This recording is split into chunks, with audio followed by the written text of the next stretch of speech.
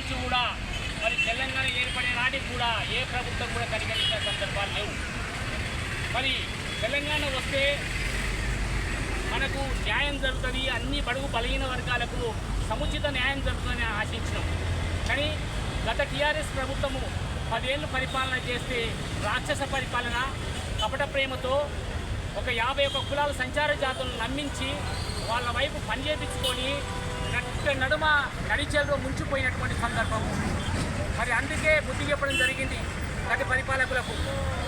మరి మొన్న అసెంబ్లీ ఎన్నికలలో మేనిఫెస్టో చైర్మన్ కాంగ్రెస్ పార్టీ తరఫున శ్రీధర్ బాబు గారు ఉండడం జరిగింది. మరి ఆయన దగ్గరికి మేమందరం కూడా పోయి, అయ్యా ఈసారి మాకు ఒక 51 కులాలకు టీఎన్టీ సర్టిఫికేట్ ఇచ్చాటైతే కాంగ్రెస్ పార్టీ తప్పనిసరిగా మన రాష్ట్రంలో ప్రభుత్వం ఏర్పడుతుంది అని అంటే, మరి అప్పుడే వెంబడే శ్రీధర్ బాబు గారు మరి మాట ఇవ్వడం జరిగింది.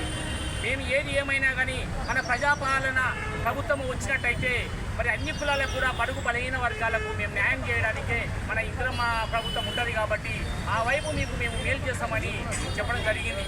మరి అదేవిధంగా ఆ రోజు ఇచ్చినటువంటి మాట ప్రకారంగా మేనిఫెస్టోలో కూడా పెట్టడం జరిగింది. ఆ రోజు ఉన్నటువంటి శ్రీధర్ బాబు గారు మరి అక్కడి నుంచి గౌరవ ఎమ్మెల్యే గారు ఇక్కడ కూడా పోటీ చేసేటువంటి సందర్భంలో కూడా రిప్రజెంటేషన్ ఇవ్వడం జరిగింది మన ఎమ్మెల్యే మల్రెడ్డి రంగారెడ్డి గారు. అదే ఎంబడే మరి రంగారెడ్డి సాబు మరి ఎంబడే శ్రీధర్ బాబు గారికి చెప్పడం జరిగింది. మరి అదేవిధంగా కాబోయే ముఖ్యమంత్రి అప్పుడు అనుకొని మరి రేవంత్ రెడ్డి గారి దృష్టికి కూడా తీసుకుపోవడం జరిగింది. మరి ప్రజల ఆశీస్సులతోటి, మన అందరి ఆశీస్సులతోటి మన ప్రజాపాలన ఏర్పడడం జరిగింది.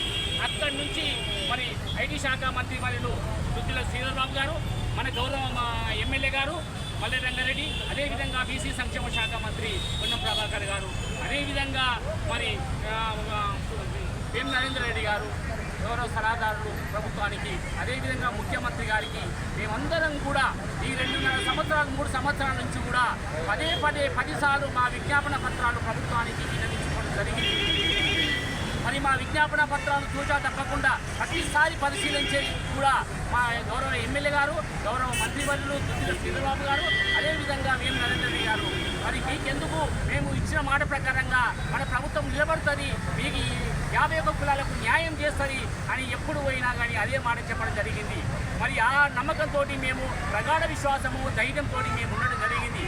మొన్నటికి 2 రోజుల కింద జీవో నెంబర్ 10లో సంచార జాతులకు టీఎన్టీ సర్టిఫికేట్ ఇవ్వాలని అఫీషియల్గా ఒక జీవో విడుదల చేయడం జరిగింది. అసెంబ్లీలో చర్చించి క్యాబినెట్లో నిర్ణయం తీసుకొని ప్రిన్సిపల్ సెక్రటరీకి పంపి మరి జీవో విడుదల చేయడం జరిగింది. చరిత్రాత్మకమైన విజయం ఇది. నిజానికి కూడా గత పాలకులు ఏం చేసారు, ఇంత కపట ప్రేమతో 51 కులాలని నడి రోడ్డు మీద వదిలి ఇంత దౌర్భాగ్య పరిస్థితులు ఏర్పడితే ఈరోజు కాంగ్రెస్ పార్టీ 51 కులాలకు, 1 కులము 2 కులాలు కాదు, 51 కులాలకు మేము అండగా ఉన్నాము అని మన రాష్ట్రంలో ఉన్నటువంటి కాంగ్రెస్ పార్టీ ప్రభుత్వము, గౌరవనీయులు ముఖ్యమంత్రి రేవంత్ రెడ్డి గారి ఆధ్వర్యంలో, ఇక్కడ ఉన్నటువంటి మన ఎమ్మెల్యే మల్రెడ్డి రంగారెడ్డి గారి ఆధ్వర్యంలో ఈ యొక్క చరిత్రాత్మకమైన విజయం సాధించడం జరిగింది. ఎందుకు ఇప్పటి నుంచైనా కానీ ఈ యొక్క కాంగ్రెస్ పార్టీ ప్రభుత్వానికి అండగా ఉండాలి. ఎందుకంటే అన్నం పెట్టిన వాళ్ళని ఎప్పుడు కూడా మరవద్దు. గతంలో కూడా వైఎస్ రాజశేఖర రెడ్డి గారు ఉన్నప్పుడు బీసీ నుంచి ఏకి తెచ్చినటువంటి చరిత్ర మన కాంగ్రెస్ పార్టీని. మళ్ళీ కాంగ్రెస్ పార్టీ మనకు అన్నం పెట్టింది ఈరోజు. మరి కాంగ్రెస్ పార్టీకి మనం ఎన్నంటూ ఉండాలి కదా, మనస వాచ కర్మన అంటూ మనకు కూడా ఒక అన్నం పెట్టిన అమ్మకు ఎక్కడ కూడా మనము తప్పు చేయకుండా ప్రభుత్వానికి అండగా ఉండవలసిన బాధ్యత మా భుజస్కంధాల మీద ఉన్నది. అందుకే మా పెద్దలందరూ కూడా ఒక నిర్ణయం తీసుకొని ఇంకా కూడా ముందు భవిష్యత్తులో మన పిల్లలకు ఉద్యోగాలు రావాలి, విద్య రావాలి, ఆర్థికంగా ఎదగాలి, చిన్న వ్యాపారస్తులకు కూడా ఎదగాలి. ఎన్ని సమస్యలు ఉన్నాయి, మరి ప్రభుత్వం అయితే తీర్చగలుగుతుంది.